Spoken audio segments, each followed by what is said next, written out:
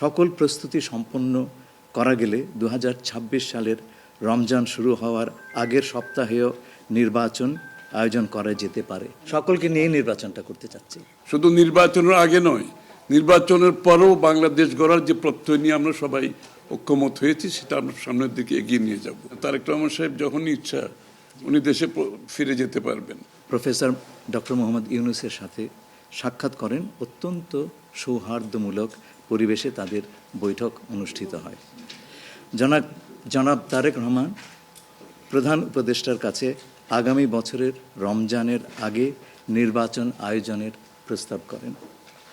দলের chairperson Begum Khaleda Xiao মনে করেন ওই সময় নির্বাচন অনুষ্ঠিত হলে ভালো হয়। প্রধান উপদেষ্টা বলেন যে তিনি আগামী বছর এপ্রিলের প্রথমার্ধের মধ্যে নির্বাচন অনুষ্ঠানের ঘোষণা দিয়েছেন। সকল প্রস্তুতি সম্পন্ন করা গেলে 2026 সালের রমজান শুরু হওয়ার আগের সপ্তাহেও নির্বাচন আয়োজন করা যেতে পারে। সেক্ষেত্রে সেই সময়ের মধ্যে সংস্কার ও বিচারের বিষয়ে পর্যাপ্ত অগ্রগতি অর্জন করা প্রয়োজন হবে। আমরা কোনো সমস্যা দেখছি না, কেউ দেখলে পারে এটা ভুল দেখছেন। নির্বাচনের সম্পর্কে আজকে যৌথ বিবৃতিতে আমরা বলে দিয়েছি দুপক্ষই, এবং নির্বাচন কমিশন আমরা আশা করব শীঘ্রই একটা তারিখ ঘোষণা করবে। আমরা তো নতুন বাংলাদেশ গড়ার প্রত্যয় নিয়ে সামনের দিকে এগোচ্ছি।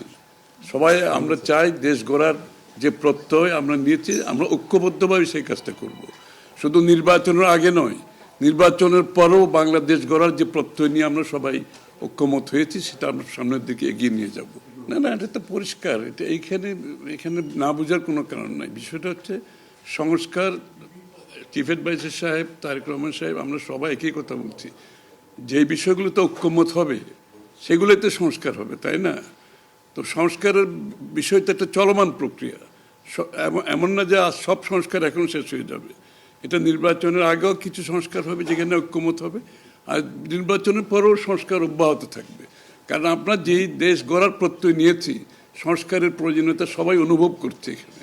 সুতরাং আগে পরে সংস্কার চলতে থাকবে।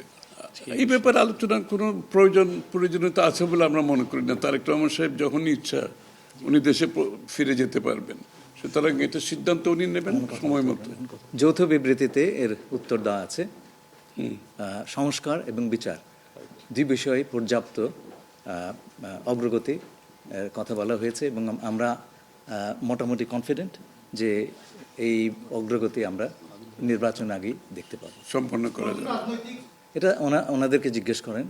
এটা যার প্রত্যেকটি দলের নিজস্ব মতামত আছে, তবে আমরা সকলকে নিয়ে নির্বাচনটা করতে চাচ্ছি।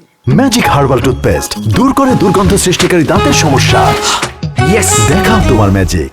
যৌথ ঘোষণায় এই বিষয়টি সুস্পষ্টই বলা আছে। আপনারা শুনেছেন, যদি সকল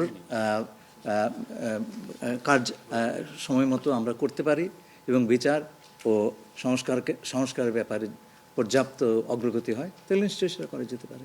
এখানে আমি একটু অ্যাড করি যে ইয়ের সাথে, যে মিটিংটা প্রথমে আমাদের দুই সাইডের ডেলিগেশনের সাথে হয়েছে, এবং পরবর্তীতে 1 to 1 ওনারা দুজনে দীর্ঘ সময় আলোচনা করেছেন। না, এটা তো নির্বাচন পরবর্তী সিদ্ধান্ত, যারা নির্বাচিত হবে তাদের সিদ্ধান্ত। সুতরাং এখানে তো আলোচনা হওয়ার কিছু।